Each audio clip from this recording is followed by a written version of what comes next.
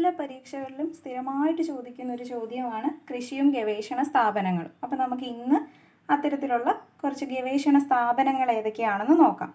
ഏത്തവാഴ ഗവേഷണ കേന്ദ്രം കണ്ണാറ തൃശ്ശൂർ, കൈതച്ചക്ക ഗവേഷണ കേന്ദ്രം വെള്ളാനിക്കര തൃശ്ശൂർ, കാർഷിക ഗവേഷണ കേന്ദ്രം മണ്ണുത്തി തൃശ്ശൂർ, കുരുമുളക് ഗവേഷണ കേന്ദ്രം പന്നിയൂർ കണ്ണൂർ, പുൽത്തൈല ഗവേഷണ കേന്ദ്രം ഓടക്കാലി എറണാകുളം, ഭാരതീയ സുഗന്ധവിള ഗവേഷണ കേന്ദ്രം കോഴിക്കോട്, കശുവണ്ടി ഗവേഷണ കേന്ദ്രം ആനക്കയം മലപ്പുറം, അതുപോലെ മടക്കത്തറ തൃശ്ശൂർ, കാപ്പി ഗവേഷണ കേന്ദ്രം ചുണ്ടേൽ വയനാട്, ഇഞ്ചി ഗവേഷണ കേന്ദ്രം Ambalavayal Wayanad, agronomic research station Chalakudy Thrissur, കേന്ദ്ര കിഴങ്ങുവിള ഗവേഷണ കേന്ദ്രം ശ്രീകാര്യം തിരുവനന്തപുരം, വിളവെടുപ്പ് ഗവേഷണ കേന്ദ്രം കരമന തിരുവനന്തപുരം.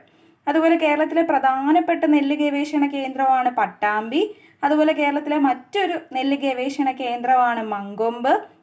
അന്താരാഷ്ട്ര നെല്ല് ഗവേഷണ കേന്ദ്രം ഏതാണെന്ന് ചോദിച്ചു കഴിഞ്ഞാൽ അത് ഫിലിപ്പൈൻസിലെ മനിലയാണ്. അന്താരാഷ്ട്ര നെല്ല് ഗവേഷണ കേന്ദ്രം ഫിലിപ്പൈൻസിലെ മനില.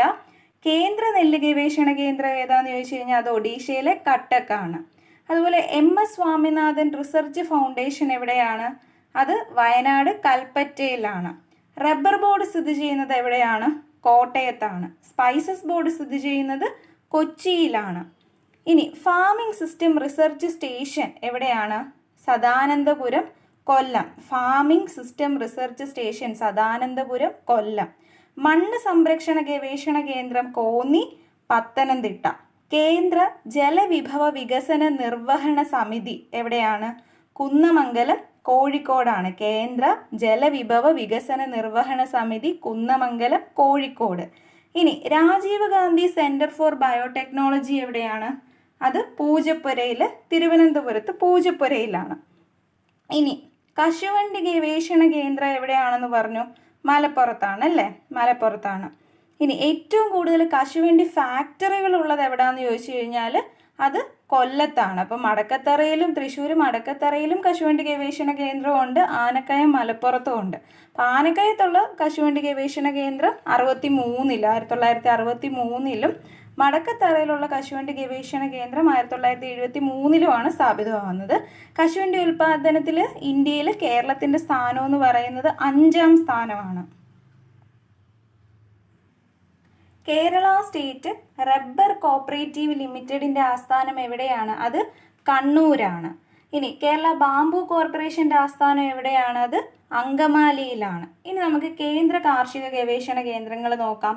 കേന്ദ്ര കിഴങ്ങുവിള ഗവേഷണ കേന്ദ്രം CTCRI ശ്രീകാര്യം തിരുവനന്തപുരം, കേന്ദ്ര പുകയില ഗവേഷണ കേന്ദ്രം Rajahmundry Andhra Pradesh, tropical botanical garden and research institute Palode Thiruvananthapuram, കേന്ദ്ര ഉരുളക്കിഴങ്ങ് ഗവേഷണ കേന്ദ്രം Shimla Himachal Pradesh Shimla, Indira Gandhi national forest academy Dehradun Uttarakhand, Indian കരിമ്പ് ഗവേഷണ കേന്ദ്രം എവിടെയാണ്?